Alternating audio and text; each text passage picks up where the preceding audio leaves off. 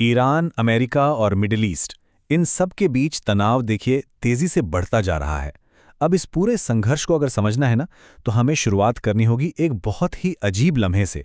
एक ऐसा पल जहां एक तरफ जंग की भयानक हकीकत थी और दूसरी तरफ एक वर्ल्ड लीडर का मजाक। आइए इस पूरी कहानी की परतों को खोलते हैं।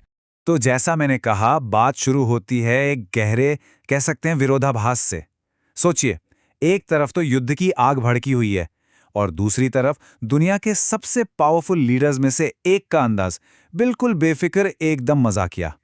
और यही वो अजीब सी तस्वीर है जो इस पूरे मामले की उलझी हुई गुत्थियों को सुलझाएगी।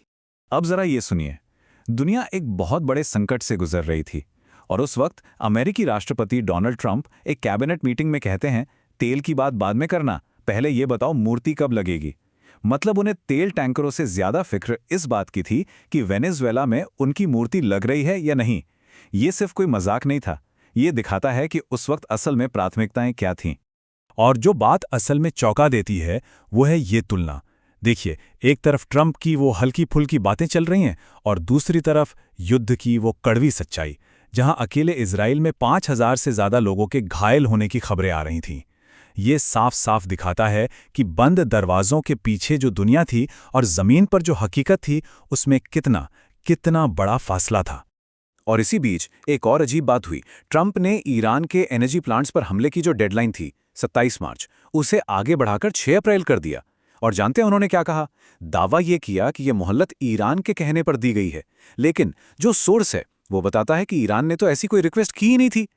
तो पर्दे के पीछे तो ये सब ड्रामा चल रहा था, लेकिन सवाल ये है कि जमीन पर क्या हो रहा था। चलिए अब सीधा चलते हैं जंग के मैदान में और देखते हैं कि ईरान का जवाबी हमला आखिर कितना बड़ा था, कितना विनाशकारी था। ईरान की आरआरजीसी यानी उनकी रेवोल्यूशनरी गार्ड कॉर्प्स, जानते हैं क्या कर रही थी?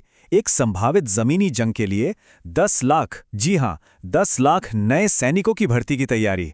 अब ये सिर्फ एक नंबर नहीं है, ये एक बहुत ही लंबे और गहरे संघर्ष की तैयारी का एक बहुत साफ संकेत था।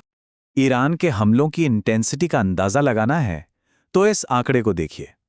सिर्फ 25 दिनों के अंदर इजराइल पर 470 मिसाइलें दागी गईं। सोचिए, ये एक लगातार भारी बमबारी थी जो रुकने का नाम ही नहीं ले रही थी। और ये नंबर, ये 35 का आंकड़ा, ये बहुत कुछ कहता है। रिपोर्ट के मुताबिक इन हमलों में से 35 क्लस्टर मिसाइलें वो थीं जो इजराइल के बेहद एडवांस एयर डिफेंस सिस्टम को उसे भेदने में कामयाब हो गईं। ये ईरान की बढ़ती हुई टेक्नोलॉजिकल पावर का एक बड़ा सबूत था। अब सिक्के का दूसरा पहलू देखते हैं। इजराइल, वो भी अंदर से कई चुनौतियों से जूझ रहा था। सोर्स के मुताबिक सेना के अंदर मैन पावर की कमी की चेतावनी दी जा रही थी, जो इंटरसेप्टर मिसाइलें थीं वो भी कम हो रही थीं, और ऊपर से आईआरजीसी के एक बड़े नेवल कमांडर की हत्या जैसी घटनाओं ने दबाव और ज्यादा बढ़ा दिया था। लेकिन देखिए, ये जंग सिर्फ मिसाइलों और सैनिकों तक ही सीमित नहीं थी, इसका असर कहीं ज्यादा गहरा था। इसने पुराने दोस्तों और सहयोगियों के बीच एक गहरी दरार डाल दी थी।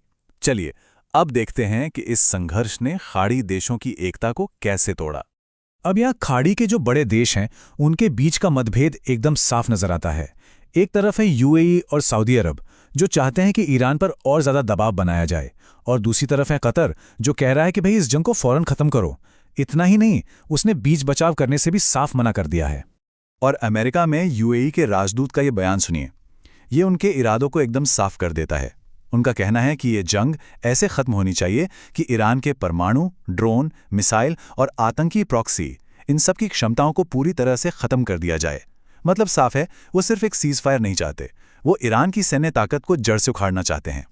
चलिए अब इस संघर्ष के दायरे को थोड़ा और बढ़ाते हैं, क्योंकि ये लड़ाई सिर्फ उस रीजन तक सीमित नहीं है।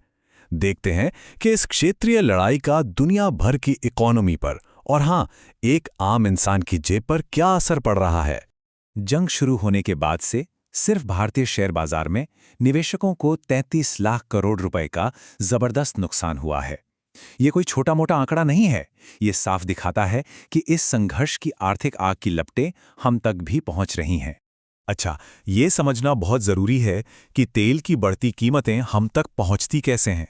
देखिए होता क्या है, कच्चा तेल महंगा होता है, इससे तेल कंपनियों को भारी घाटा होने लगता है।